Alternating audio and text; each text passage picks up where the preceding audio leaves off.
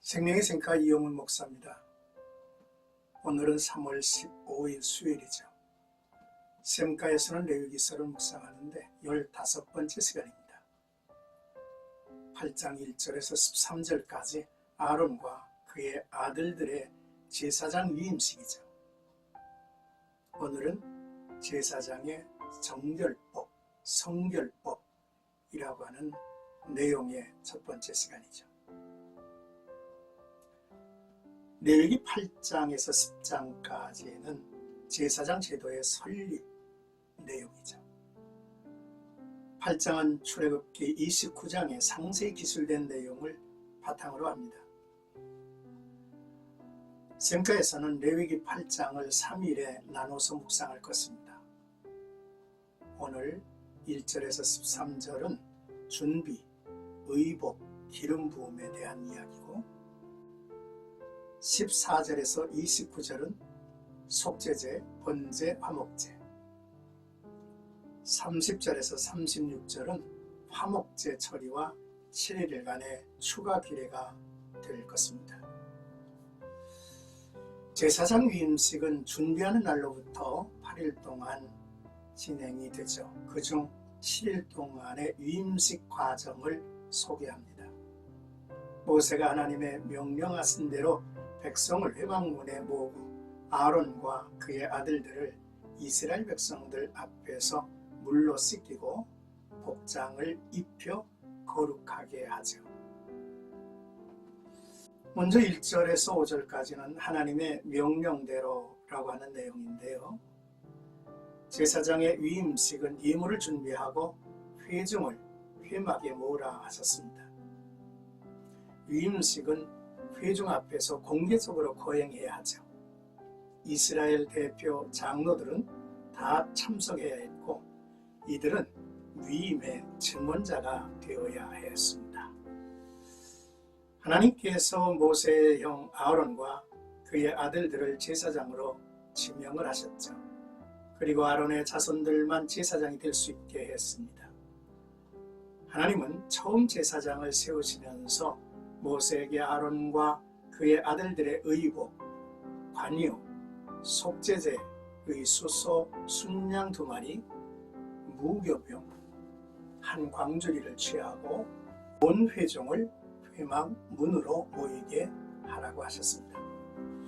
모세가 여호와께서 명령하신 대로 철저히 하나님의 뜻을 따라서 이스라엘의 첫 제사장 위임식이 명령대로 잘 치러졌다는 것을 이제 강조해주고 있죠. 6절에서 9절까지는 아론의 착복식입니다.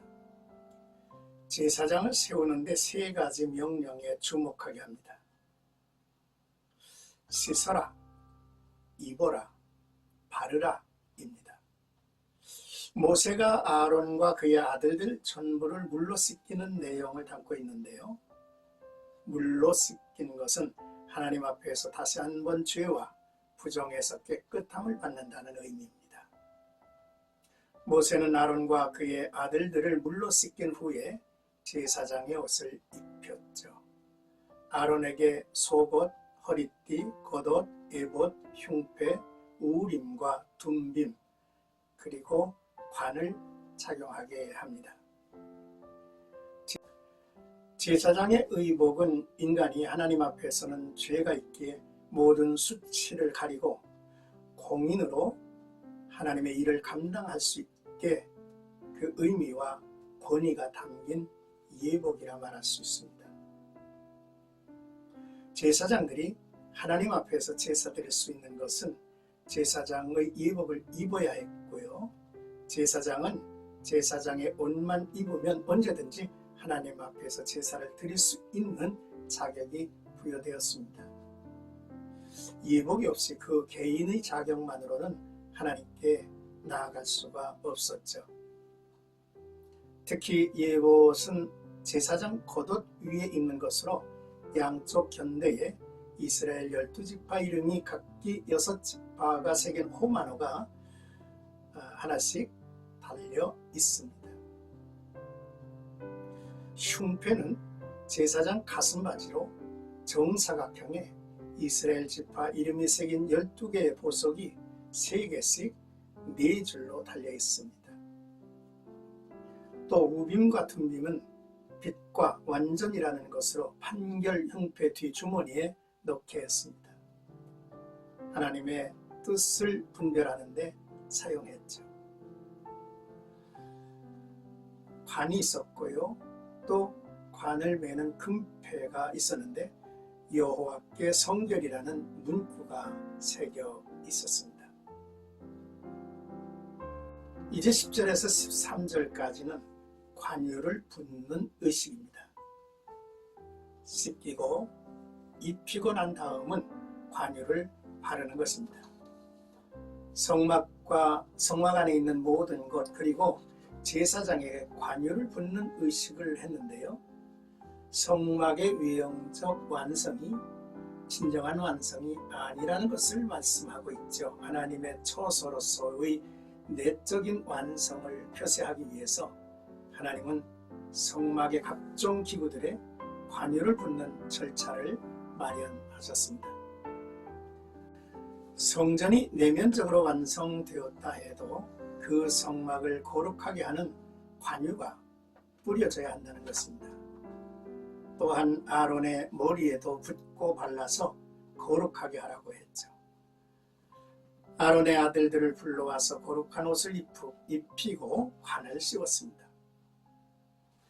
하나님이 모세에게 명하신 것을 그대로 행했습니다. 성막에서 일하는 제사장 위임식은 기름 부음이 중요하죠. 기름 부음 없이는 어느 누구도 하나님 앞에 설 수가 없는 것입니다. 이는 모든 것이 여호와께 성결해야 하기 때문이죠. 제사장의 정결법에서 씻으라 하심은 회개의 세례를 통하여 죄사함 받음을 의미하고, 제사장의 옷을 입으라 하심은 믿음으로 의롭다 하심의 옷, 바로 예수 그리스도로 옷 입음을 뜻하며, 관유를 부으라 하심은 믿는 자에게 부어주시는 성령을 의미하고 있음이 분명하죠. 그렇다면 나와 여러분들은 씻으라, 입으라, 또 바르라 라고 하는 이러한 은혜 아래, 이러한 축복 아래 머물고 있음이 분명하지 않는가 싶습니다. 성경은 놀라운 말씀을 하시죠. 출애굽기 19장 5, 6절을 보면 세계가 다 내게 속하였나니 너희가 내 말을 듣고 내 언약을 지키면 너희는 모든 민족 중에서 내 소유가 되겠고, 너희가 내게 대하여 제사장 나라가 되며 거룩한 백성이 되리라. 너는 이 말을 이스라엘 자손에게 전할지니라 했습니다.